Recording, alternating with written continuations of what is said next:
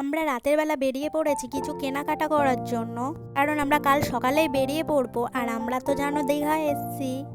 আরে মাদুরটা জিজ্ঞাসা করছিলাম, সরি মাদুর না, এটা আসুন জিজ্ঞাসা করছিলাম, 30 টাকা করে দাম বলছিল, কিন্তু আমার খুব একটা পছন্দ হয়নি, ওই জন্য আমি 40 টাকা দিয়ে একটা উলির আসন কিনে নিয়েছিলাম, সেটা পরে তোমাদেরকে দেখাবো।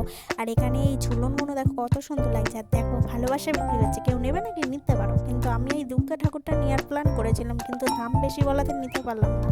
তারপর মিয়মতে এসে আমরা কিছু খেয়ে নিলাম, আর আমার জন্য কিছু পেস্ট্রি নিয়ে নিলাম। আমি ওই পিৎজাটা খাইনি, আমার ভালো লাগেনি। আর এসে রাত্রেবেলা আমাদের ডিনার ছিল ইলিশ মাছের ঝাল আর চিকেন কষা। আর সত্যি কথা বলতে আমার ইলিশ মাছ একদমই ভালো লাগে না, তাই আমি চিকেন কষাটা দিয়ে মন পুষিয়ে ভাত খেয়ে নিলাম। ভাত খেয়ে নিয়ে আমরা সবাই একটু নাচানাচি করছিলাম, সেই ভিডিওটা আর করিনি। চলো তোমাদেরকে দেখানো যাক আমি কী কী কিনেছি। এগুলো আমি কিনে নিয়েছি আমার বাবার বাড়ির জন্য, শ্বশুর বাড়ির জন্য। আর আমি এই পেস্ট্রিটা খাই, আর তোমরা চ্যানেলটা সাবস্ক্রাইব করো। বাই।